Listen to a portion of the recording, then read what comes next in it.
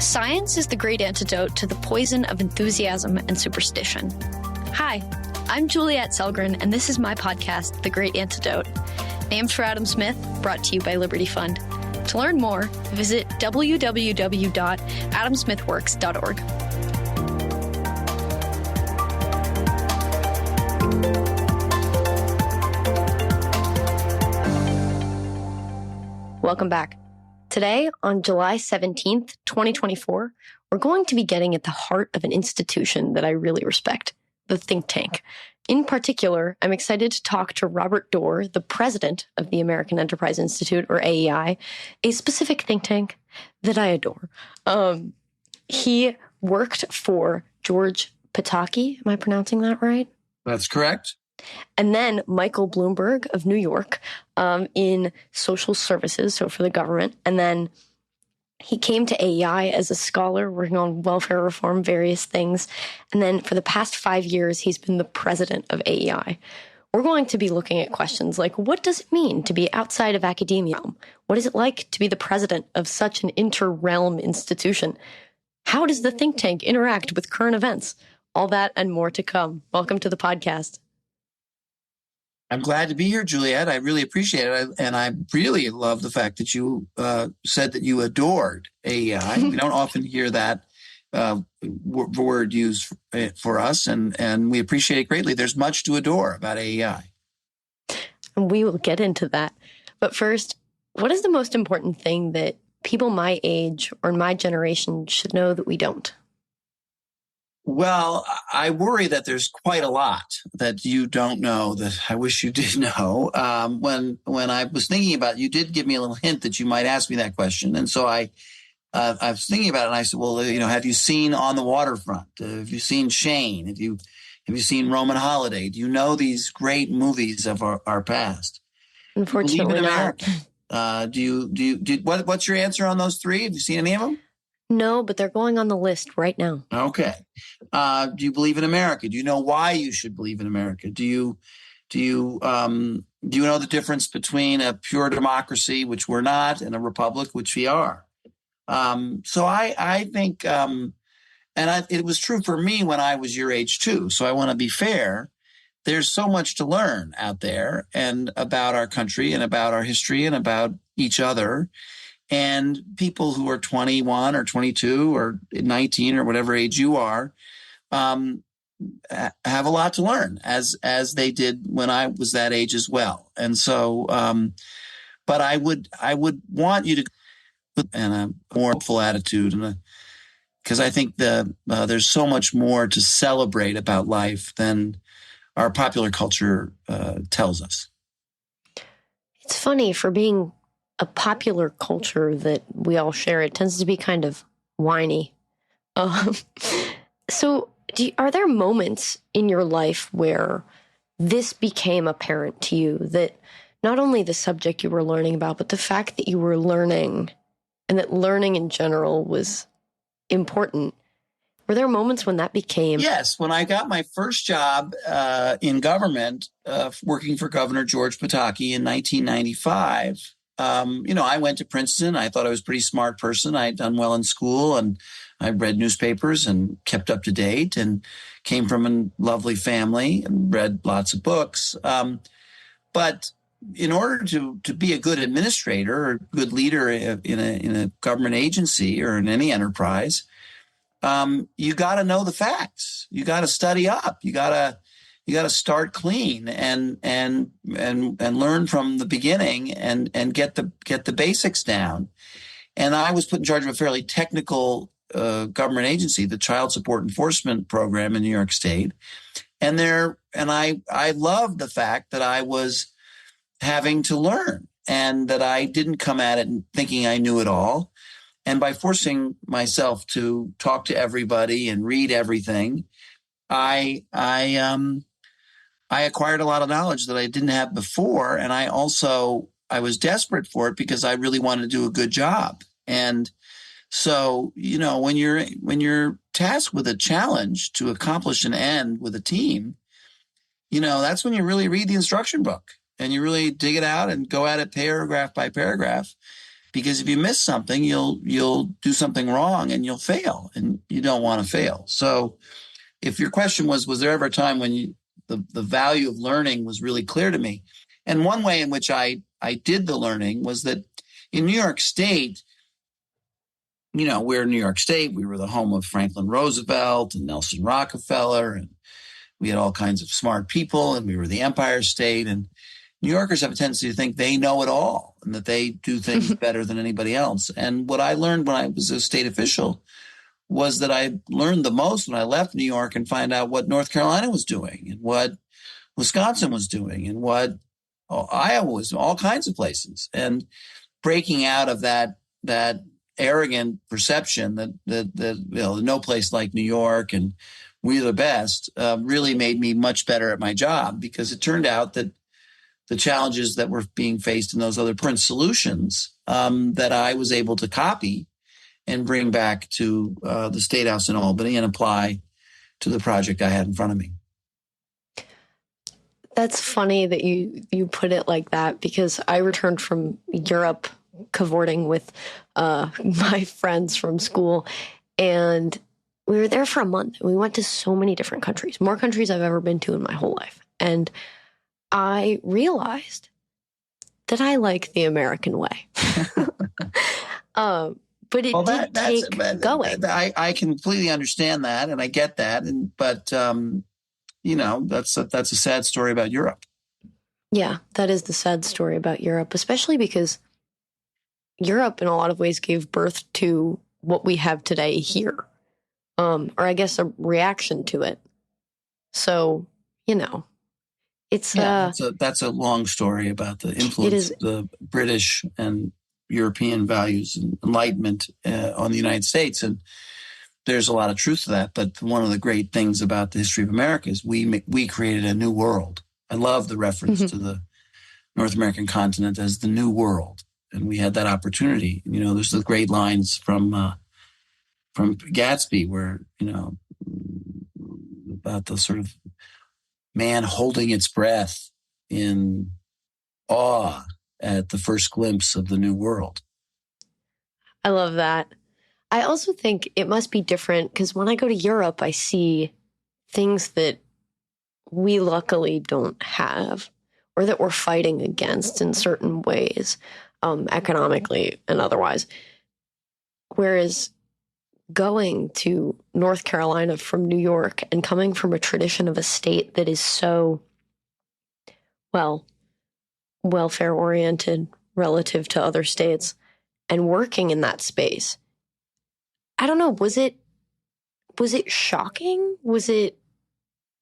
Well, you're raising, very good sort of core conservative, free market libertarian values. New York State's government was bigger than anyone else, and yet our outcomes for people who struggle were worse than many, many other states. And so, the classic statistic, which is still true, probably more true, is that we spend 2 or 3 times what anybody else did per capita on public health insurance, and yet our outcomes and our quality of our health care was way below what the lesser government approaches were. I've just come from reviewing a paper which is going to show that opportunity, upward mobility for low-income Black children especially, is greater in places like Texas than it is in places like Washington, D.C.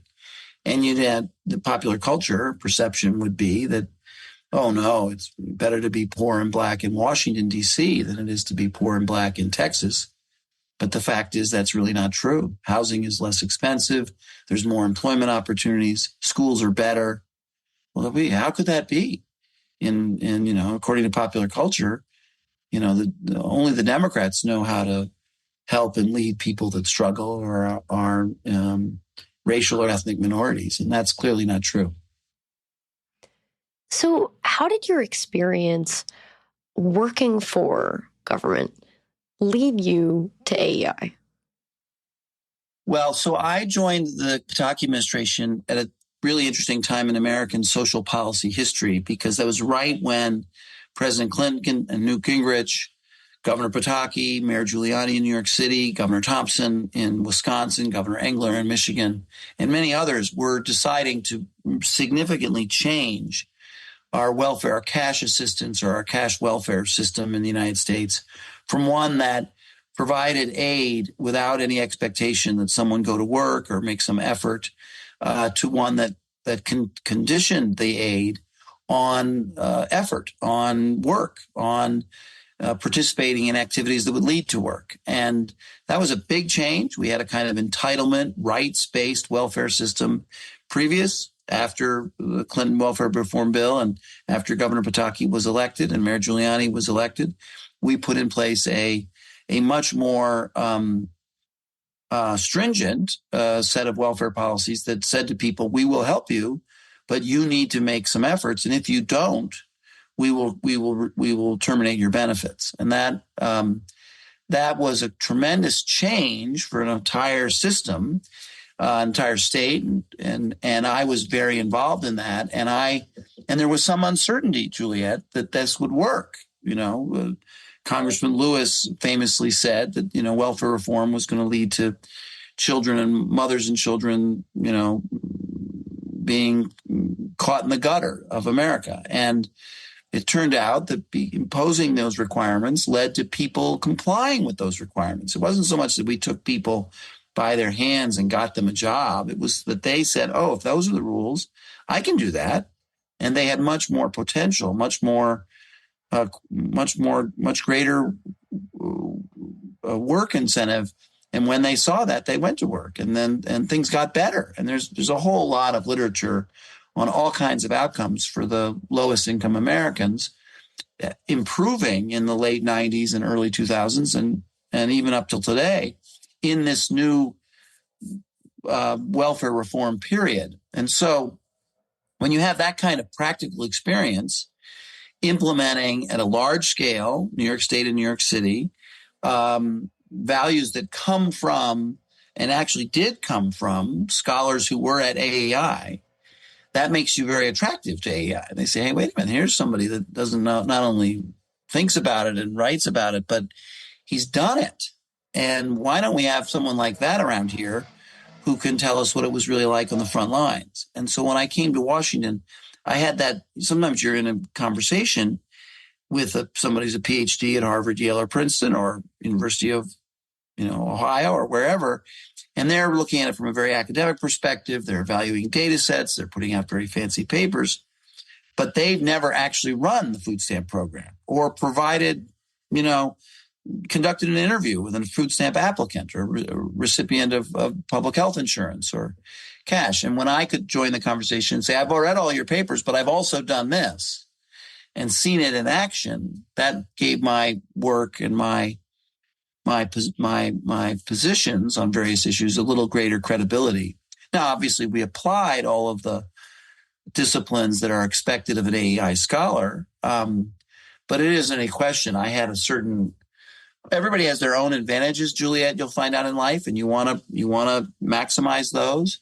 For me, in the public discussion of social services and public assistance, my advantage was that I had been an administrator of the largest local Department of Social Services in the country, and I had actually run programs that provided more aid to more people than pretty much anybody else in the national discussion. And that's what made me valuable to AEI. And that's why I had such a nice time as a scholar those first 5 years.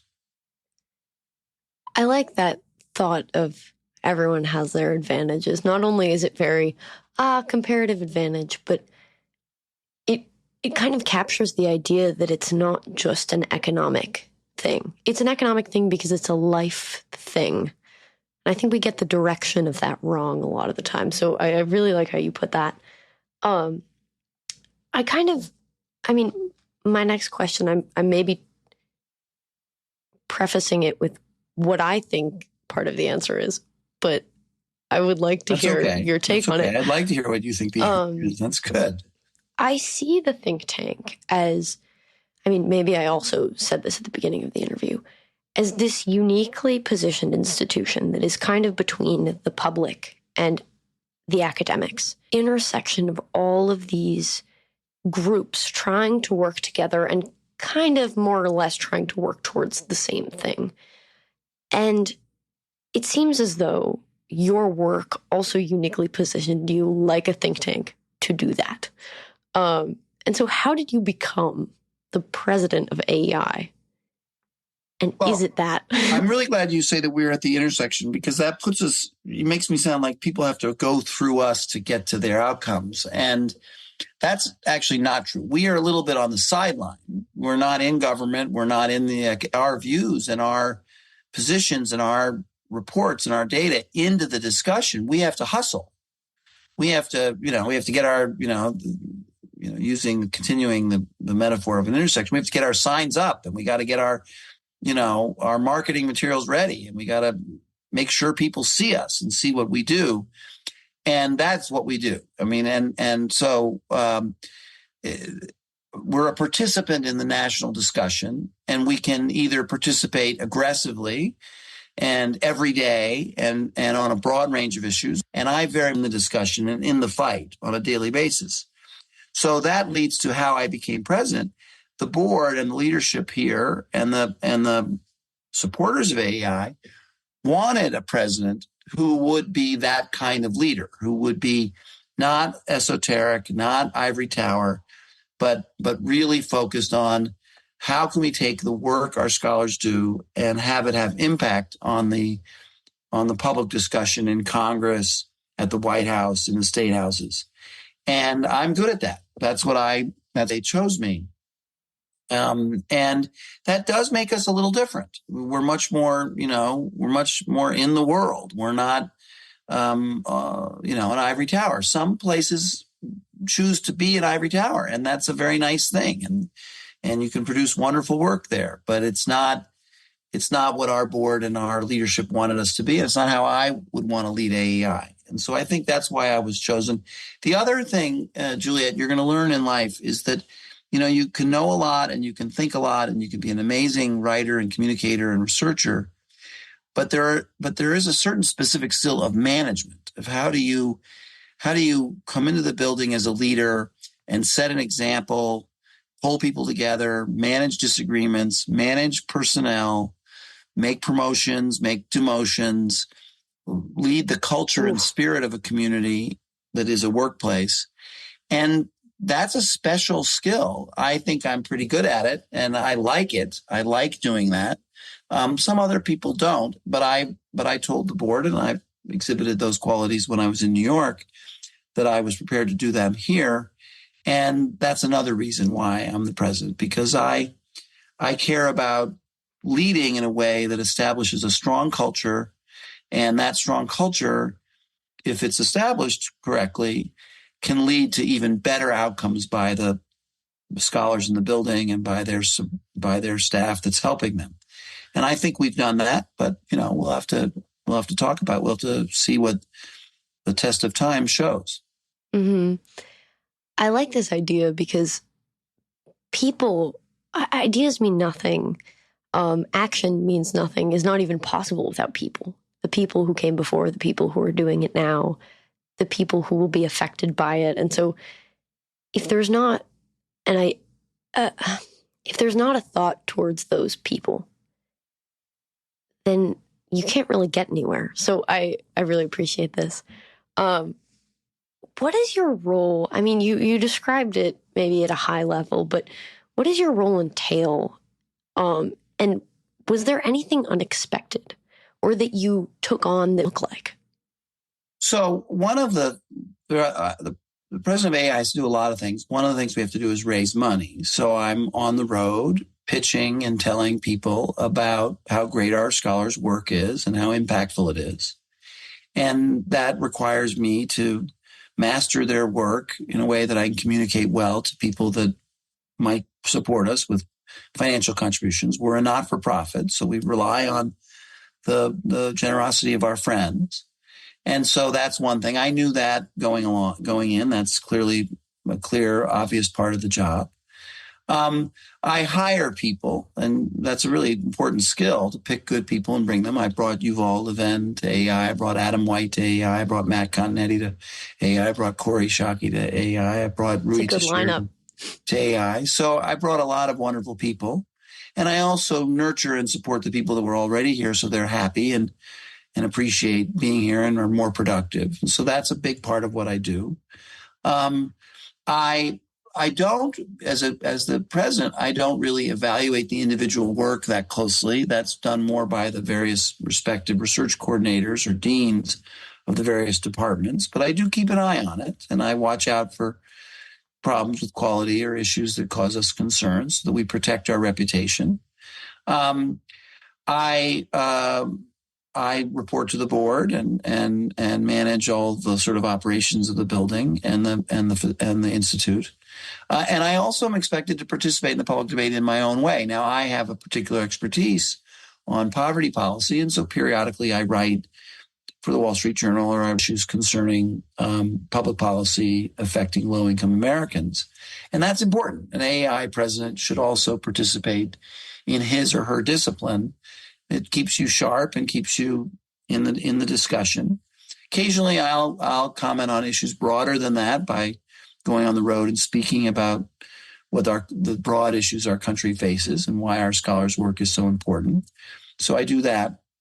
The last thing that I do that I didn't really appreciate as much and that I like doing, but was a little bit of a surprise, is we do a lot of convenings and gatherings of our supporters and of leading political figures for day or two-day long conferences. And at those, I've got a very discerning population who've been to a lot of things and have been entertained and educated by wonderful entertainers and educators, and care deeply about our country and want to discuss and gather in a community where those discussions can be had at a very high level, i.e. sophisticated level. And that sort of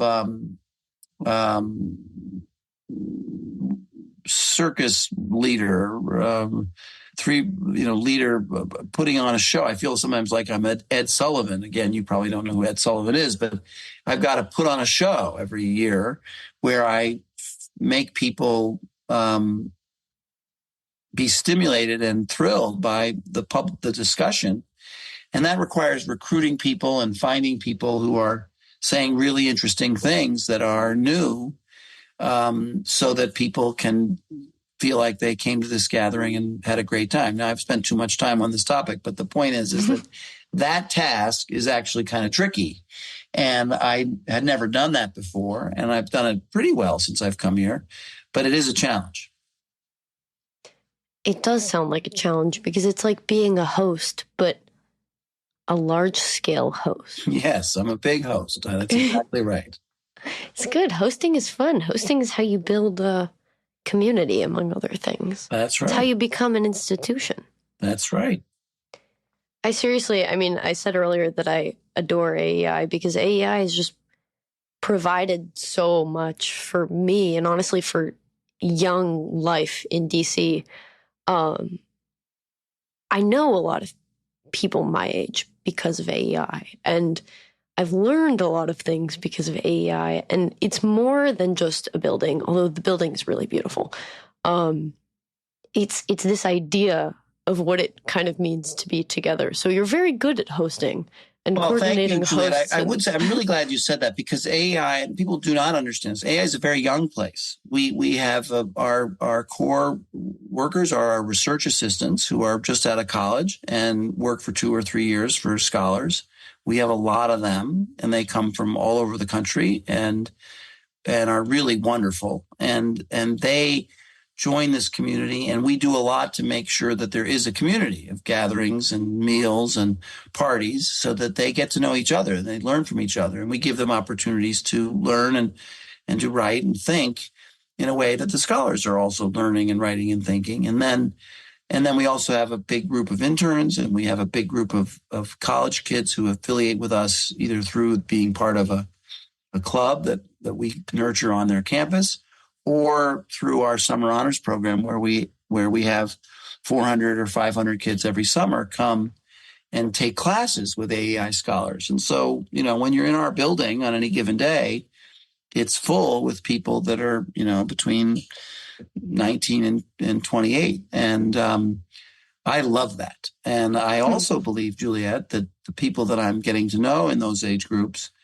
are going to lead America. And in fact, I've seen it already. People that have been young people here are now big shot editors of publications or clerks to Supreme Court justices or major aides over in the Senate. And there'll be more than that in future years. And AI takes that responsibility of exciting people about ideas and about America very seriously. And we don't do it as a sidelight. We do it as a core function because states requires our people to be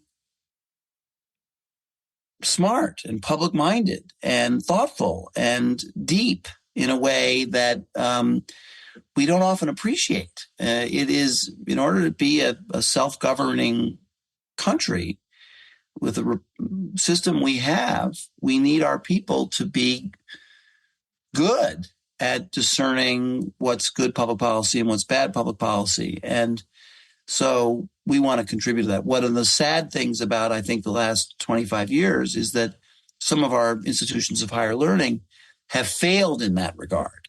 And that's why we're so happy that there's been a change in that, I think, and universities are getting better and taking those responsibilities more seriously. And our scholars, including Ben and Jenna Story and others, are helping to lead universities to take that responsibility more seriously, to teach a love of country and an appreciation for diverse viewpoints and a knowledge of diverse viewpoints so that people can be better citizens. And we think that's one of our biggest tasks as a country.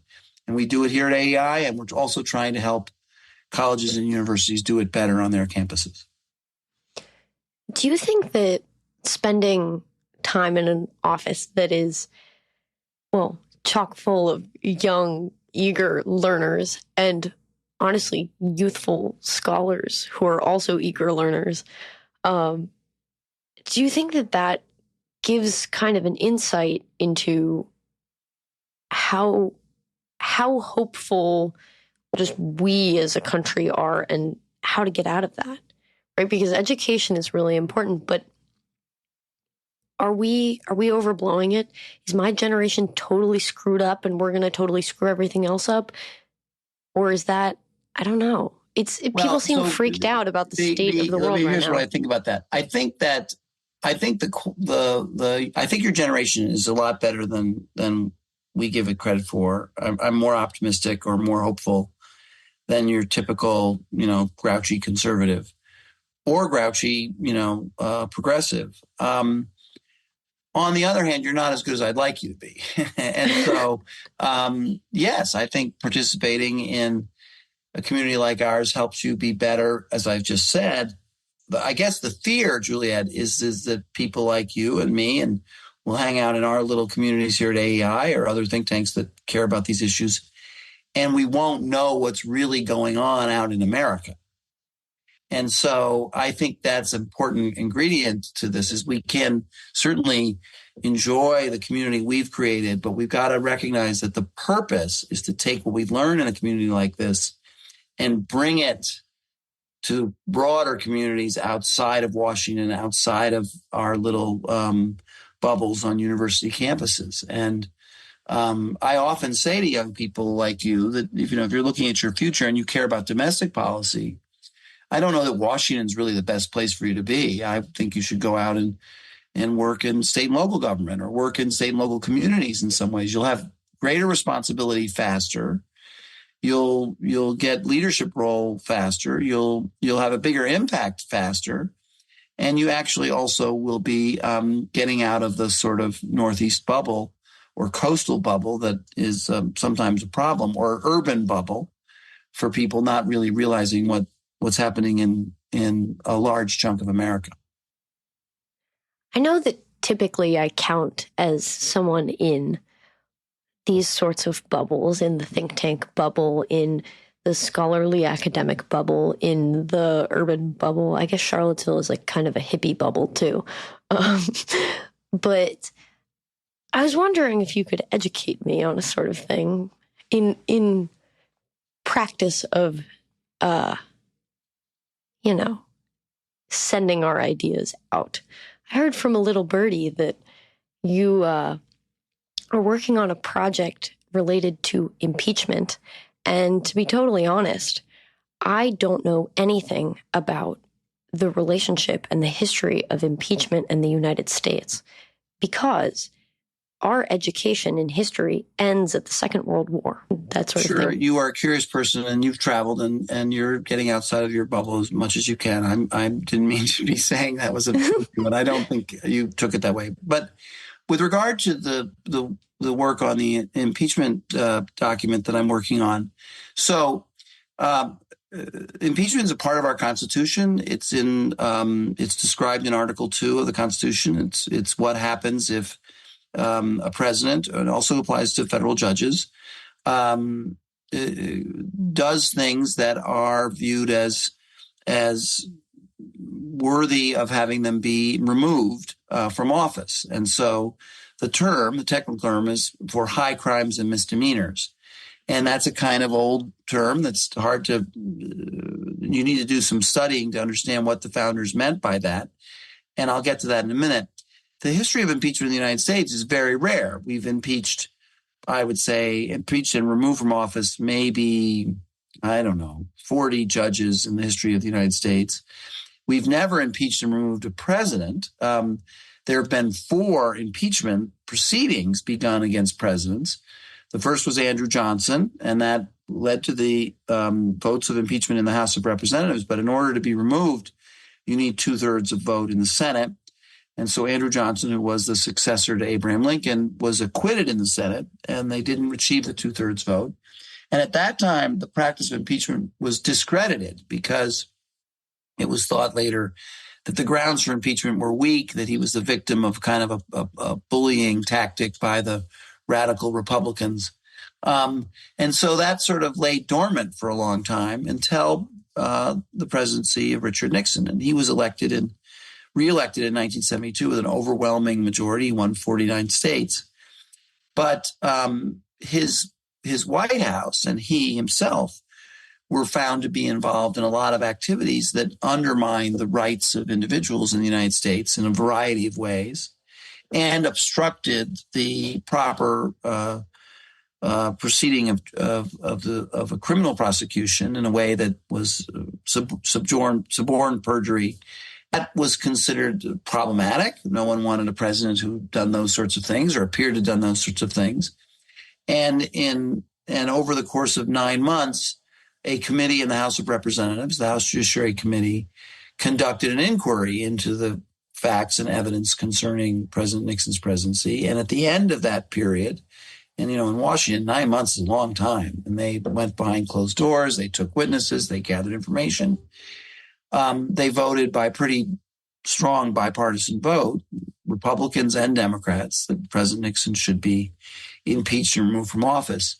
And then more evidence came out as a result of a case involving tape recordings in his White House that confirmed what the impeachment inquiry team had said and what the Judiciary Committee had found. And President Nixon, rather than facing sure impeachment and removal, resigned.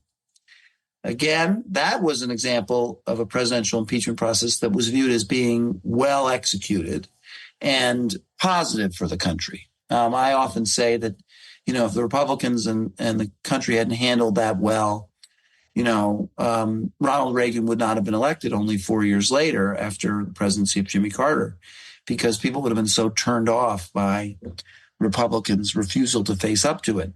And we moved on.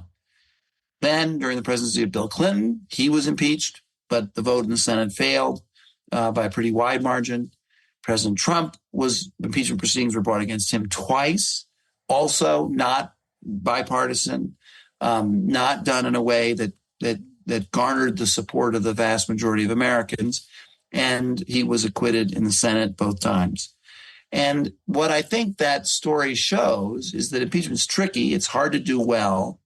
But the key has to be that you conduct the inquiry or you conduct the proceedings in such a way that, and you develop the evidence that's so strong that you garner the support of the vast majority of the American people, because it needs bipartisan support to succeed. But more importantly, what you're doing is overturning the result of an election.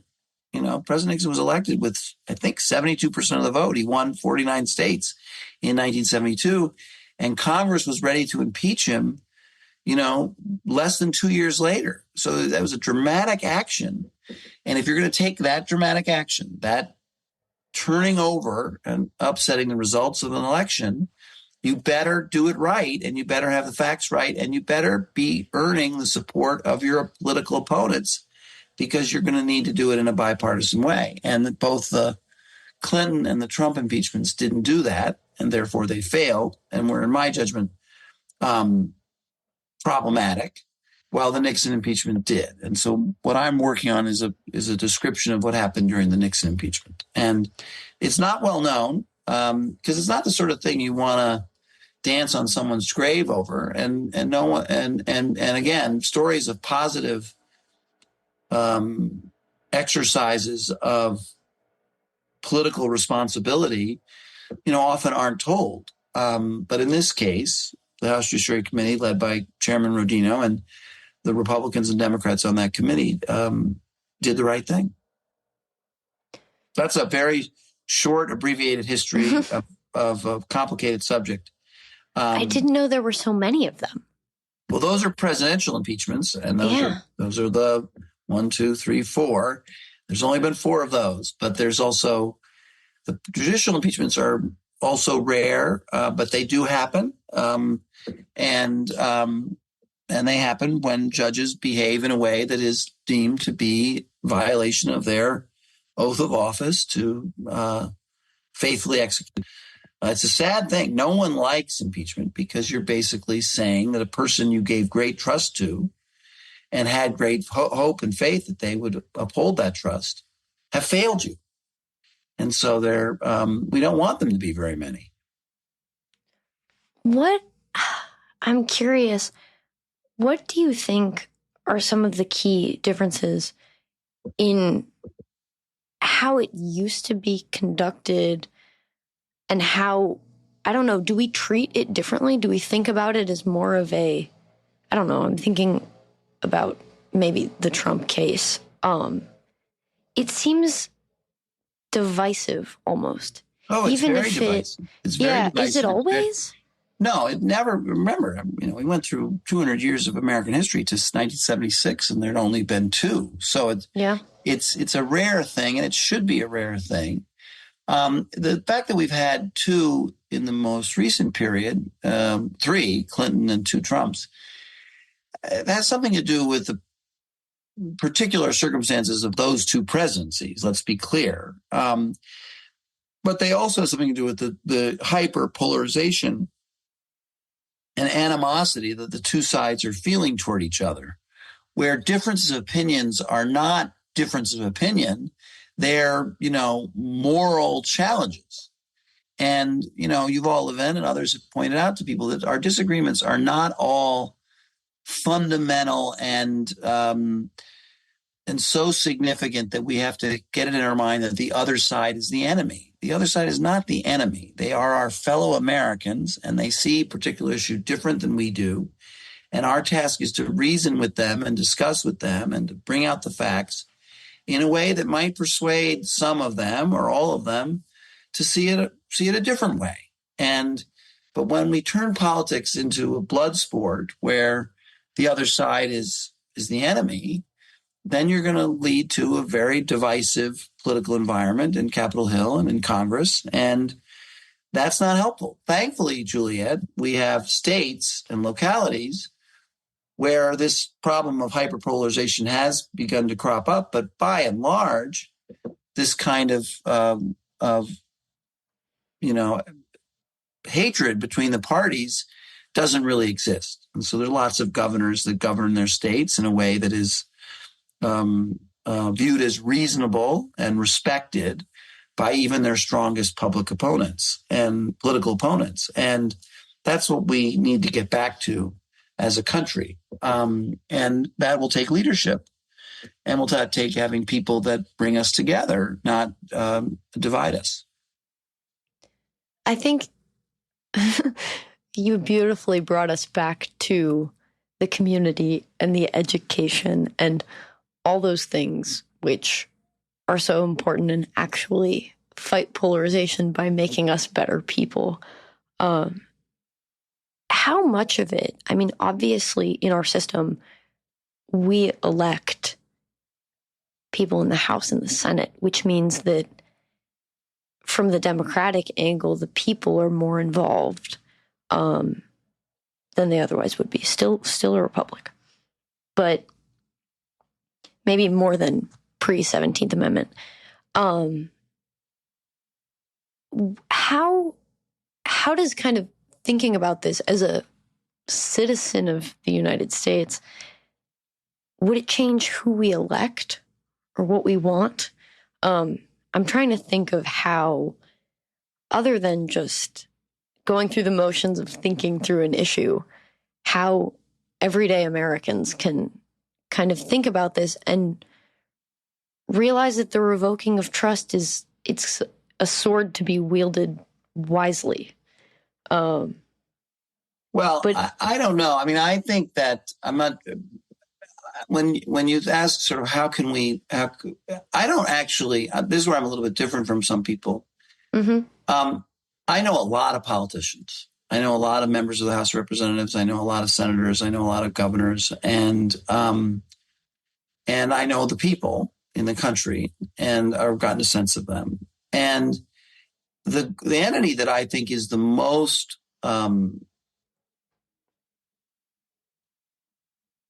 I want to be careful with the phrase to blame, but the most responsible for the hyper partisanship that we have, in my judgment, is more our popular culture and our media. That there's a legitimate, I'm not saying it's illegitimate, but there's a profit motive that drives their desire to make things more flagrant, more clicks, more watches, more viewers, more readers, and more fame. That leads them to take advantage of this. Now, politicians do mimic that because they see that as well, that they'll get more attention on TV, they'll get more attention in the grassroots political fundraising if they say the most, blatant thing.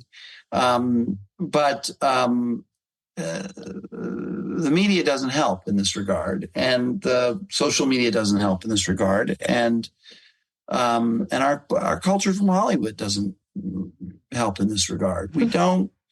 So much of what you learn as a young person, and so funny that I started this conversation by asking you if you'd seen On the Waterfront, Shane, or Roman Holiday, three absolutely spectacular movies of the 1950s. On the Waterfront might have been made in the 1940s.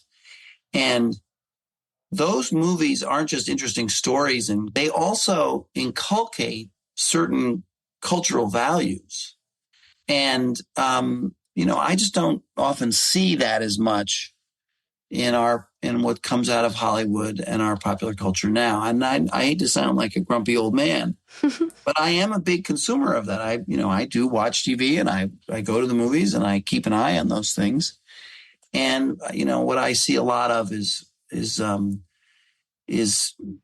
less literary, less deep, more violent, more sort of cultural stereotypes and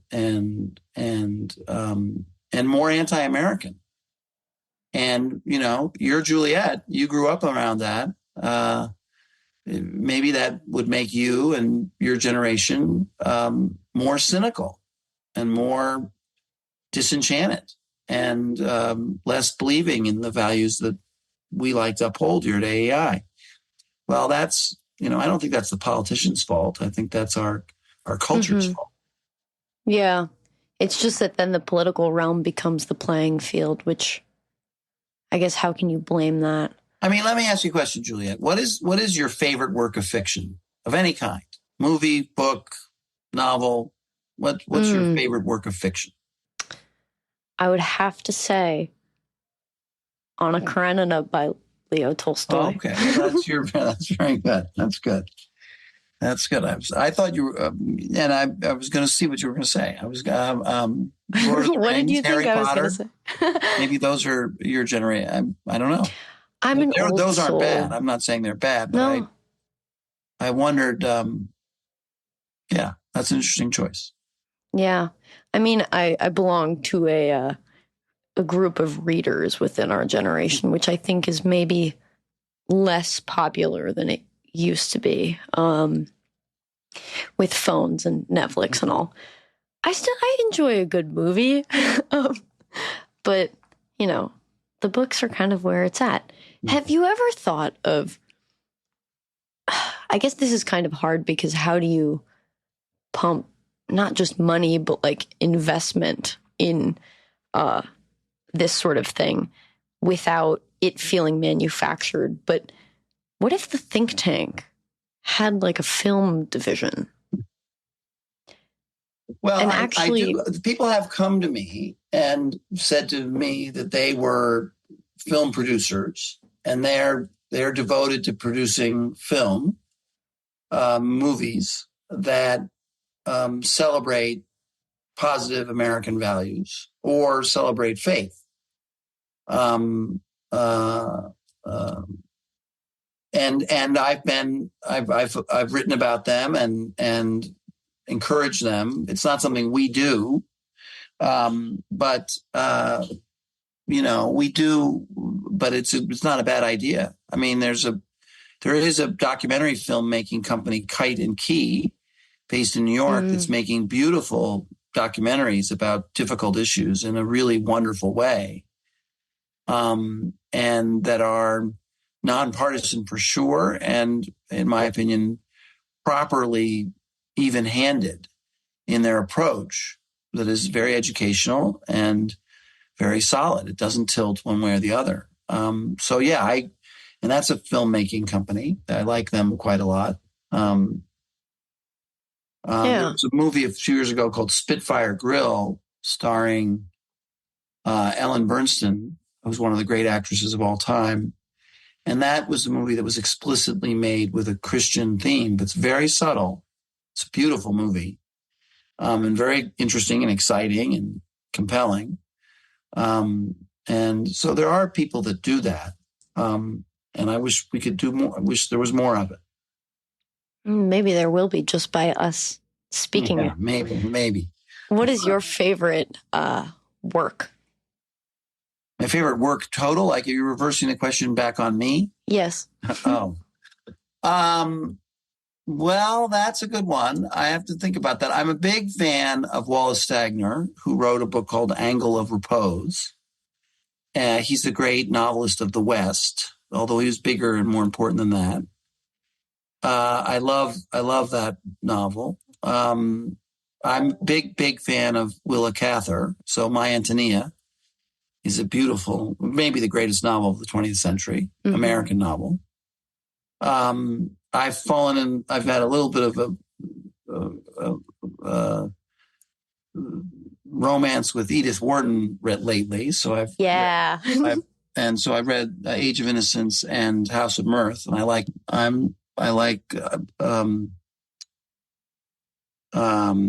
F. Scott Fitzgerald. I like Great Gatsby, and I like the novel he wrote about Dick Diver, which Tender is the Night. It's a beautiful novel. So those are some of my favorite works. I'm a big reader of fiction, Juliet. So you've tapped into something, and I don't often talk about at AEI, but. Well, you should. How else are we going to get people to read these things? Yeah, that's right. I'm sure Ann you will Patchett find wrote a book called Tom Lake, which I like a lot.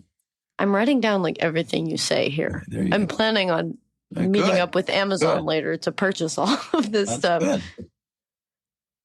All right. Well, I have one last question for you, but thank you for all the recommendations and all the wisdom. Thank you for giving me the opportunity to pontificate in this way. Thank you. Of course. Maybe we can do it again sometime. Anytime, Juliet. Edith Wharton fan club. What is one thing you believed at one time in your life that you later changed your position on, and why? So I'm unlike you, who were born in the libertarian conservative world. Maybe that's not true, but I suspect that's true of you. Yeah, that's true.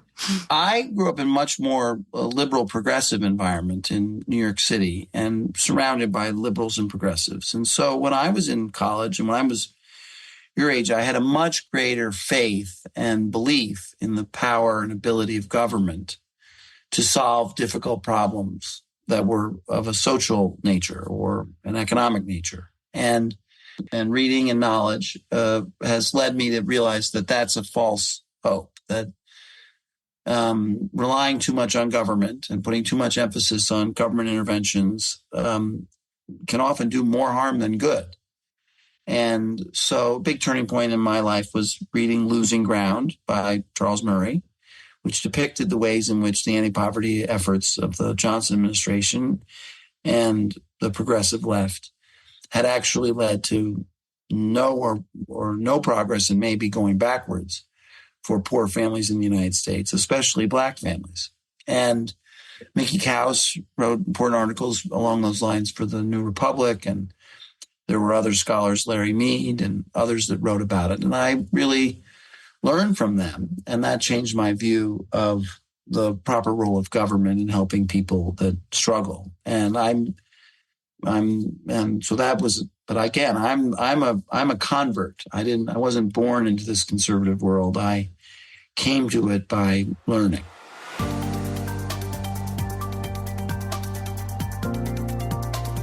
Once again, I'd like to thank my guests for their time and insight.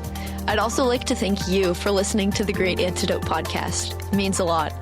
The Great Antidote is sound engineered by Rich Goyette. If you have any questions, any guests, or topic recommendations, please feel free to reach out to me at greatantidote@libertyfund.org. Thank you.